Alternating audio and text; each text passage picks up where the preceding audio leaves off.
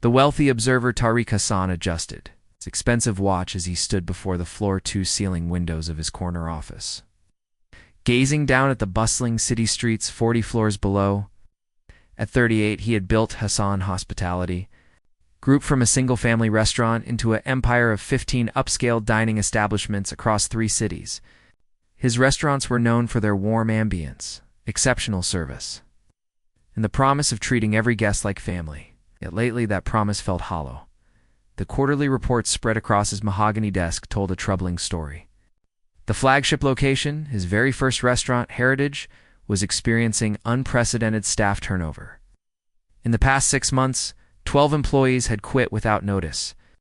Exit interviews revealed complaints of harsh management, impossible schedules, and feeling invisible. The words stung because they contradicted everything Tariq believed his company represented. His assistant, Mrs. Chen, knocked softly before entering. "The district manager for Heritage is here for your 3 o'clock meeting, Mr. Hassan." Tariq nodded, straightening his Italian silk tie. District Manager Joel Morrison entered with his usual confident stride, designer briefcase in hand, and a practiced smile that never quite reached his eyes. "Tariq, good to see you," Morrison said, settling into the leather chair across from the desk. "I've reviewed the turnover numbers you were concerned about. Honestly, I think we're dealing with a generation that lacks work ethic. These young people expect everything handed to them." Tariq frowned. "Tariq, 12 people in 6 months, Joel. That's not about work ethic. That's about something systemic." Morrison waved dismissively. "The ones who matter stay. We've got a solid core. Team and profits are actually up 8% this quarter. Sometimes you have to crack a few eggs to make an omelet." The casual cruelty in Morrison's tone made Tariq's stomach turn. When had his company culture become about cracking eggs instead of nurturing people? He remembered his grandmother who had taught him to cook in her tiny kitchen, always saying that food prepared with love tastes different and that you couldn't create love through fear. After Morrison left, Tariq made an impulsive decision that would have shocked his board of directors. Instead of sending another corporate inspector or scheduling formal meetings, he would see Heritage through the eyes of his employees. He would go undercover. That evening, Tariq traded his $1,000 suits for worn jeans and a faded t-shirt. He'd contacted Heritage's evening manager, Marcus Rodriguez, the fabricated story about needing a temporary night cleaner for the week. Someone reliable who could start immediately? Rodriguez, desperate for help with their understaffed crew, agreed without asking too many questions. As Tariq drove his modest rental car toward the restaurant he'd built from nothing, his hands trembled slightly on the steering wheel. This wasn't just about investigating complaints anymore. This was about remembering who he used to be before success had insulated him. From the ground-level reality of his own business, the Heritage restaurant at night looked different from inside. The warm lighting that created such an inviting atmosphere for diners cast long shadows in empty corners. The cheerful chatter was replaced by the clatter of dishes, the hiss of cleaning sprays, and hushed conversations between exhausted staff members. Tariq introduced himself as Tony to the night crew, explaining he was recently unemployed and grateful for any work. The genuine relief and kindness in their responses surprised him. These weren't the lazy, entitled workers Morrison had described. They were tired people doing honest work, treating a stranger with more warmth than many of his corporate meetings. Generated as he mopped floors and wiped down tables, Tariq listened. He heard complaints about impossible closing times, managers who screamed over minor mistakes, and the constant fear of being fired for asking questions. But he also heard something else: a deep pride in their work and genuine care for the customers. They served. What he was about to discover, however, would challenge everything he thought he knew about success, leadership, and the true cost of his empire. The discoverer Nara Patel moved through the dining room with practiced efficiency, her dark hair pulled back in a neat ponytail despite the late hour. At 22, she had the kind of quiet grace that made difficult customers soften their complaints and made even the busiest shifts seem manageable. Tariq, still operating under his Tony disguise, watched her work as he cleaned nearby tables, unlike the other servers who showed visible exhaustion by closing. Time, Nira maintained her composure until the very last customer left. She helped stack chairs, swept floors, and even stayed behind to help the kitchen staff finish their deep cleaning all without being asked. What struck Tariq most was that she never complained, never checked her phone, and never seemed in a hurry to leave. "That girl's a treasure," muttered Eddie, the veteran dishwasher, as he noticed Tariq watching Nira. "Been here 8 months. Never called in sick, never caused drama. Don't know how she does it, working 2 jobs and going to school full-time." Tariq filed this information away, impressed despite himself. At 1:30 a.m., as the last of the evening staff filtered out through the back exit, Tariq noticed something. Odd, Nira's beat-up Honda Civic remained in the parking lot, as she was nowhere to be seen. Marcus Rodriguez, the night manager, seemed oblivious as he locked up his office and headed home. "Good work tonight, Tony," he called out. "Same time tomorrow?" "Actually, I think I left my phone charger in the storage room," Tariq lied. "Mind if I grab it real quick?" Marcus tossed him the keys without a second thought. "Just make sure you lock up when you're done. Security system's already set for the front, but the back door will automatically lock behind you." Alone in the restaurant, Tariq made his way toward the storage room, his footsteps echoing in the empty space. He told himself he was just being thorough. Maybe Nira had forgotten something, or perhaps there was an innocent explanation for her car still being there. He pushed open the storage room door quietly, and froze, in the dim light filtering through. A small window. He could make out a figure curled up on a makeshift bed, created from stacked flour sacks and folded tablecloths. Nira lay sleeping, her work apron folded neatly as a pillow beneath her head, her server's black pants and white shirt still pristine despite the long shift. A small backpack sat nearby, apparently containing all her worldly possessions. Tariq's breath caught in his throat. His first instinct was to quietly retreat, to pretend he'd never seen this heartbreaking scene. But as he began to back away, his foot knocked against a metal shelf, sending a small container clattering to the floor. Nira jerked awake instantly, her eyes wide with panic in the darkness. When she saw the silhouette in the doorway, she scrambled to her feet, immediately trying to straighten the improvised bedding. "I'm sorry. I'm so sorry," she whispered, her voice trembling. I was just resting for a few minutes before heading home. I didn't think anyone would." "Please don't tell Marcus. Please, I need this job." Tariq's heart broke at the terror in her voice. Here was a young woman so desperate that she was sleeping on flour sacks in a restaurant storage room, and her first concern was losing her job. "Hey, it's okay," he said softly, stepping back to give her space. "I'm Tony, the new cleaner. I just forgot something and thought I heard ... Are you all right?" Nira's shoulders sagged with a mixture of relief and exhaustion. She looked at him with eyes that held too much weariness for someone so young. "I'm fine, really.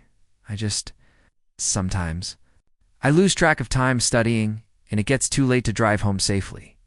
You know how dangerous these roads can be at night?" The lie was delivered with practiced ease, but Tariq could hear the desperation underneath it. He recognized the careful way she avoided direct eye contact, the defensive positioning of her body, the quick glance toward the exit as if calculating her escape route. "Nira," he said gently, remembering her name from the schedule board.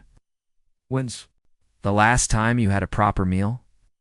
The simple question seemed to unravel her carefully constructed facade. Her lower lip trembled, and for a moment, the strong, competent server disappeared, replaced by a frightened young woman who looked like she hadn't slept in a real bed for weeks. "I eat here during my breaks," she whispered. "Marcus lets us have the day-old bread, and sometimes there are leftover appetizers that would just go to waste anyway." Tariq felt a rage building inside him, not at Nira, but at himself, at Morrison, at a system that could allow this to happen under his own roof. One of his employees was literally homeless, sleeping on flour sacks and surviving on scraps, while he lived in a penthouse and complained about quarterly profit margins. "Listen," he said carefully, "why don't we go talk somewhere more comfortable? I think the break room has better lighting, and I could make us some coffee." Nira hesitated, clearly weighing her options. Finally, she nodded, gathering her few possessions, with the careful movements of someone accustomed to carrying everything they owned. As they walked toward the break room, Tariq realized that everything he thought he knew about his business and himself was about to change. The hidden truth, thunder, the harsh fluorescent lights of the break room. Nira looked even more fragile than she had in the dim storage room.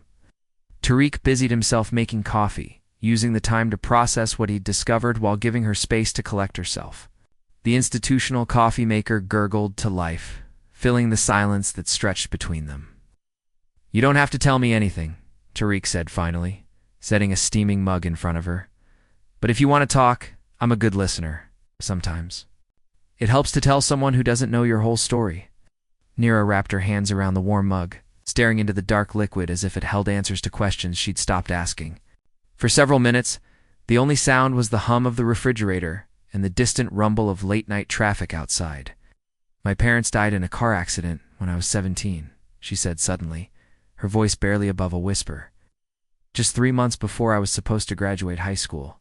Tariq remained silent, sensing that any interruption might cause her to retreat back into herself. "My brother Arjun was only 14 then. Brilliant kid, wanted to be a doctor, just like our father." A sad smile flickered across her face. "After the funeral, I found out that Dad had been struggling financially for years. The medical practice was drowning in debt, the house had a second mortgage, and there was barely enough insurance money to cover the funeral costs." She took a small sip of coffee, her hands shaking slightly. "Arjun and I moved in with our uncles.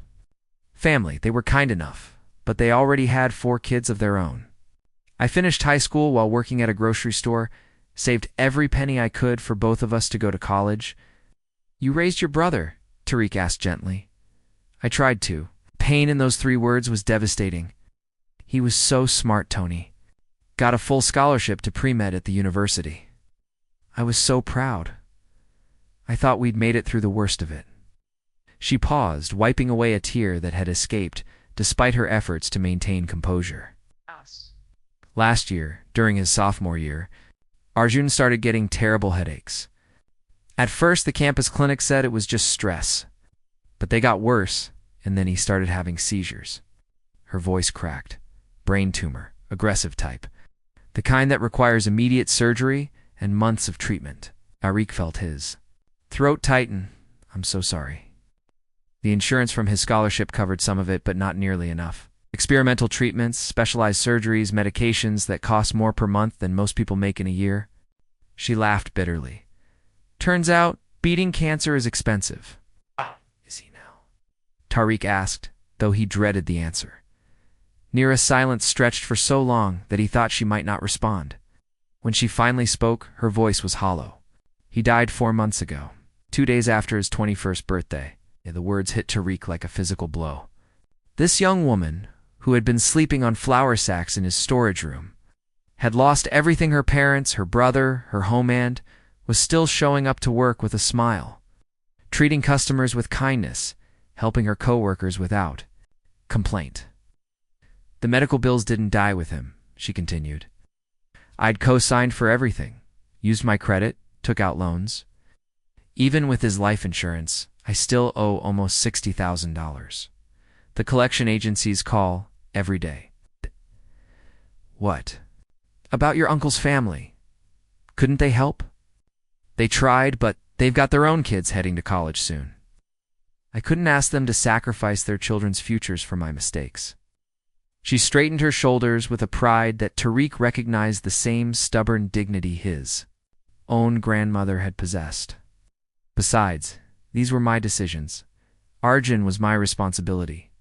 "So you're working 2 jobs and going to school? 3 jobs, actually?" "I work here 5 nights a week. I do data entry for an accounting firm during the day, and I tutor high school kids in math and science on weekends. I'm finishing my business degree, 1 class at a time. It'll probably take me 6 years, but I'll get there. And you've been sleeping here because..." Nira's cheeks flushed with embarrassment. "My landlord raised my rent 2 months ago. I tried to negotiate, but he said take it or leave it. I couldn't afford the increase and keep up with the minimum payments on Arjun's medical debt. I've been sleeping in my car mostly, but it's been so cold lately, and the parking lots where I can stay overnight safely are pretty limited." She looked up at him with eyes that held no self-pity. only exhaustion and determination. I found out that the storage room stays warm, and if I'm careful, no one notices. I shower at the university gym. I keep my clothes clean, and I'm never late for my shifts. I'm not hurting anyone. Tariq stared at this remarkable young woman who had endured more tragedy and hardship than most people face in a lifetime, yet continued to show up with grace and dignity. She wasn't asking for pity or handouts. She was simply trying to survive while maintaining her integrity. "How long have you been planning to live like this?" he asked. "Just until I can save enough. For a security deposit somewhere cheaper. Maybe another month or two." She managed a weak smile. "I've gotten pretty good at making flour sacks comfortable." In that moment, Tariq realized that he wasn't just looking at an employee, he was looking at the embodiment of everything he'd forgotten about: resilience, courage, and the true meaning of family values. This young woman was living the principles his restaurant chain claimed to represent. While he had been too removed from reality to even notice her struggle, the awakening Marcus Rodriguez arrived at Heritage the next evening with his usual swagger, designer sunglasses perched on his head despite the late hour, and a Bluetooth earpiece flashing importantly in his ear. At 35, he carried himself like someone who had forgotten that managing a restaurant wasn't the same as running a Fortune 500 company. Tariq watched him from across the kitchen, still maintaining his Tony the Cleaner disguise, but now with eyes wide open to dynamics he'd never noticed before. "All right, people, listen up." Marcus's voice cut through the pre-shift preparations like a knife. "Corporate's been breathing down my neck about our numbers. I don't care if your grandmother died, your car broke down, or your kid has the sniffles where. Short-staffed and everyone needs to pull double duty tonight. No exceptions, no excuses." Tariq noticed how the staff's shoulders tensed at Marcus's tone. Nira, who had arrived early as always, kept her eyes down while folding napkins. But he could see the slight tremor in her hands. "And another thing," Marcus continued, his voice growing harsher. "I've been hearing complaints about the closing procedures taking too long.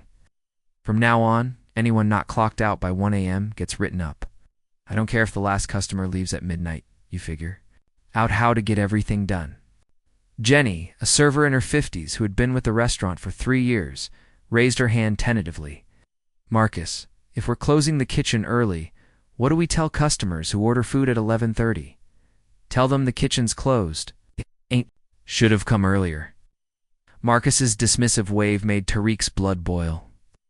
"And while we're on the subject of complaints, apparently, some of you think you're entitled to free meals during your breaks. That ends now. Employee meals are a privilege, not a right, and privileges can be revoked." Tariq watched Nira's face go pale. He remembered her mentioning that she survived on day-old bread and leftover appetizers. Taking away employee meals wasn't just cruel for someone in her situation, it was potentially devastating as the evening progressed. Tariq observed Marcus's management style with growing horror.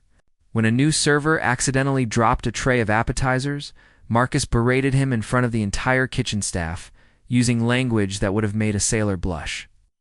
When Jenny asked for a 10-minute break after working a 6-hour stretch, without stopping, Marcus told her that real professionals don't need breaks.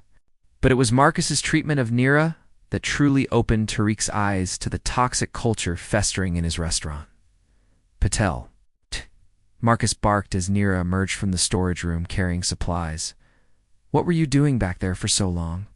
"This isn't nap time. I was just getting more napkins for table 12, Nira replied quietly, holding up the packages as evidence. "Don't get smart with me. I've been watching you, and you spend way too much time in the back areas. If you can't handle your sections efficiently, maybe you need to find work somewhere that better matches your skill level." The threat was clear, and Tariq saw panic flash across Nira's face. She needed this job more than Marcus could possibly understand, and the cruel manager seemed to enjoy wielding that power over her throughout the night. Tariq witnessed a dozen small cruelties. Marcus scheduling people for split shifts that made second jobs impossible. Marcus refusing to approve time-off requests submitted weeks in advance. Marcus criticizing employees for things beyond their controls. Low kitchen times, difficult. Customers, equipment malfunctions. But the final straw came near closing time. Tariq was emptying trash cans when he overheard Marcus on the phone in his office, door slightly ajar. "Yeah, I know the turnover's high," Marcus was saying, presumably to someone from corporate, "but honestly, it's working in our favor. We're cycling through people fast enough that no one's here long enough to expect raises or benefits.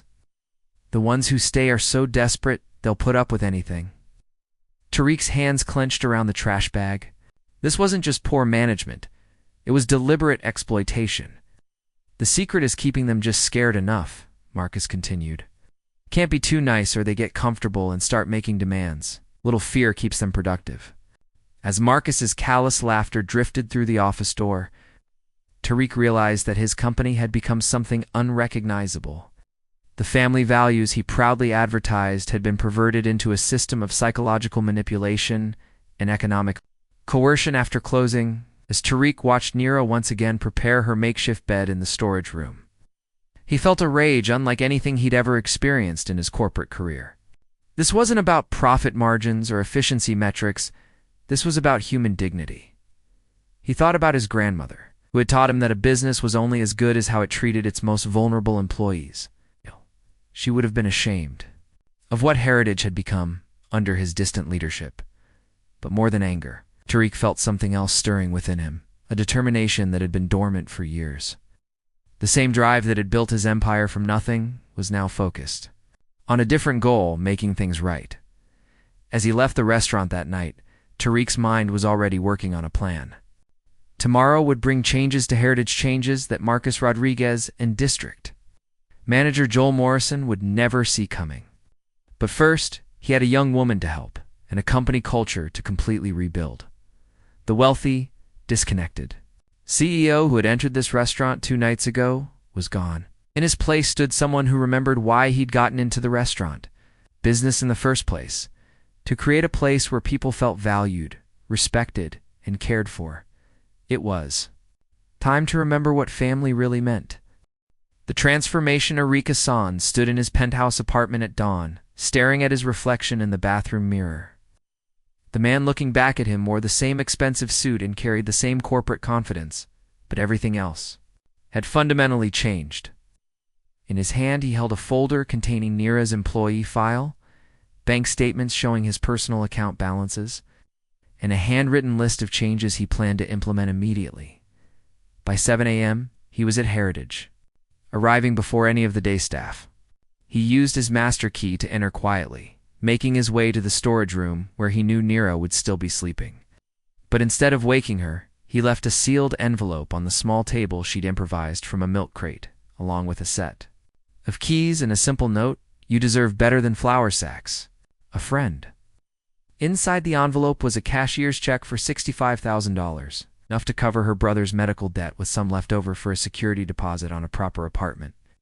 The keys belonged to a small but comfortable, furnished apartment just 10 minutes from the university, one of several properties Tariq owned and had never thought to use for anything meaningful. At 9 a.m. sharp, Tariq called an emergency meeting with all Heritage management. Marcus Rodriguez arrived looking annoyed at the early hour. Joel Morrison flew in from corporate headquarters, and several district supervisors gathered in the private dining room, all wondering why the CEO himself was handling what seemed like a routine operational meeting. "Gentlemen," Tariq began, his voice carrying a quiet authority that made everyone sit straighter. "I've spent the last 3 days working undercover at this location. What I discovered was a complete betrayal of everything our company claims to represent." The color drained from Marcus's face as understanding dawned. Joel Morrison's confident smirk faltered. "Marcus, you're fired, effective immediately.